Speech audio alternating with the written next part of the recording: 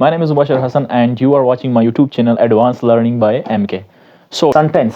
अगर आपसे किसी ने पूछा, if someone put a question to you that what is sentence, then you must answer him that a combination of or group of words, अल्फाजों का मजमूआ which gives us a complete meaning and sense. जो हमको पूरी तरह समझ में आ जाए तो हम उसको क्या कहते हैं? सेंटेंस कहते हैं. अब sentence there are three parts of sentence. Okay. What is subject? The person or thing which do something, which do action, then we will be called it a subject. Just like Ali eats an apple, and then what is verb? Ask what the subject is doing or what's happening to the subject. Verb हमें ये बताता है कि subject जो है, अली जो है, वो क्या करता है, क्या कर रहा है, किस हालत में है वो, तो ये हमको वर्ब बताता है. इसके बाद आता है ऑब्जेक्ट. ऑब्जेक्ट जो है हमारे पास वो ऑप्शनल है, चाहे हम या लिखे या नहीं लिखे. जिस तरह मिसाल के तौर पर लेट्स से स्लीप्स. अब इसमें सब्जेक्ट नहीं है, ऑब्जेक्ट नहीं है, तो यहां पर ये जो सेंटेंस है इसमें ऑब्जेक्ट नहीं है, तो ये हमको फिर भी समझ आ जाती है. किस तरह? अली सोता है, हमको समझ आ you that what is object, then you will be answer him that the person और thing receiving the action.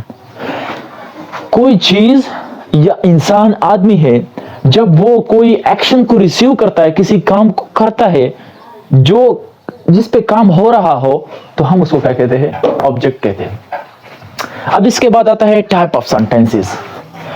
Type of sentences. What is type of sentences? There are sentence structure.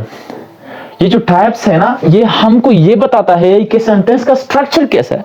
आया उसमें वर्ब है, नहीं है, object है, नहीं है, तो हम इसको टाइप्स में डिवाइड करते हैं. इसके 3 टाइप्स है.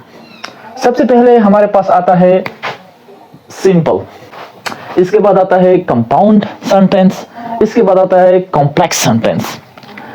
टाइप्स बहुत ही आसान है, बहुत ज्यादा ही आसान है. सबसे पहले हमें यह समझना है कि type of sentences according to their sentence structure है. बस ये समझ में आ गया, अब कोई जो है इशू नहीं है इसमें, ना कोई मुश्किल है. Simple sentence.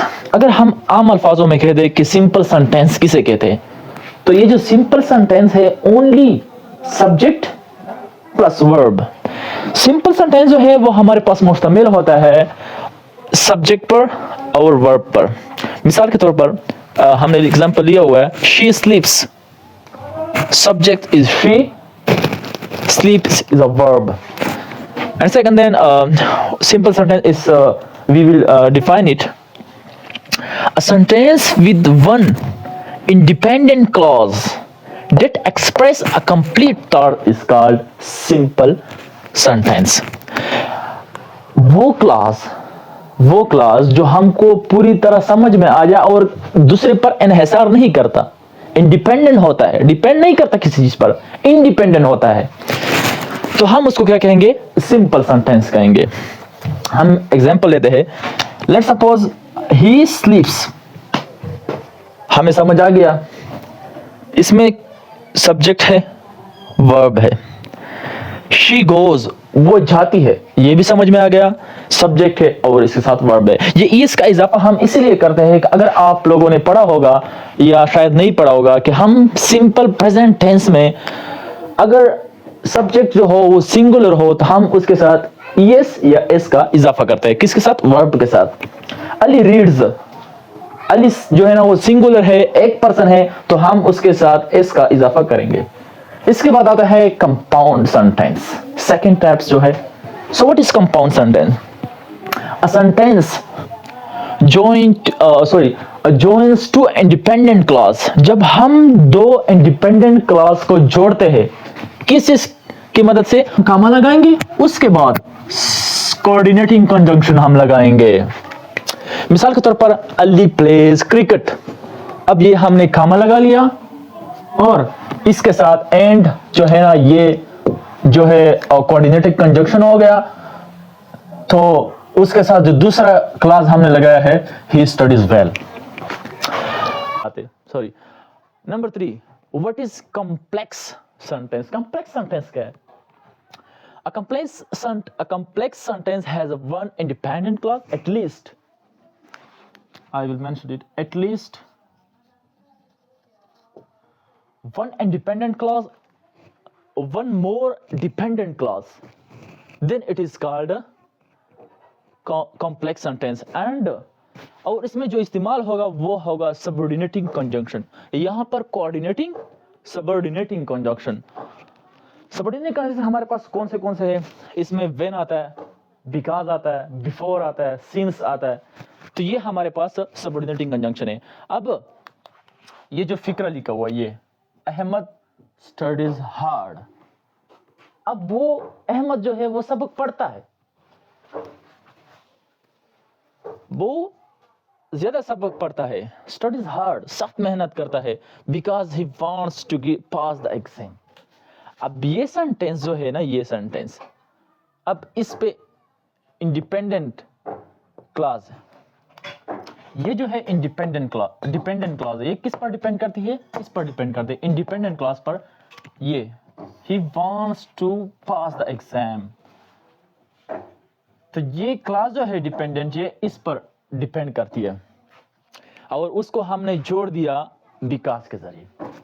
अब इसके बाद आता है दूसरा example. I remember the day when we meet first. मुझे वो दिन याद आ गया जब हम पहली बार मिले थे. अब ये किस चीज का एग्जांपल है? कॉम्प्लेक्स सेंटेंस है. और इसके बाद example number 3, we will go outside. हम बाहर जाएंगे if the weather is fine. हम बाहर जाएंगे अगर मौसम अच्छा रहा. तो ये किस चीज का एग्जांपल है? Example of complex sentence. So guys, that is all about my lecture today lectures, and this is the first lecture that I will be uploaded on YouTube channel, and the YouTube channel name will be Advanced Learning by MK. So inshallah next lecture I will discuss about kinds of sentences. Inshallah we will discuss it, that what is the type of what is the kind of sentences, how many kinds of sentences, and we will use. So तब तक के लिए अपने सेहत का ख्याल रखिएगा. I wish you all the best. Take care of your health and remember me in your prayer. Assalamu alaikum.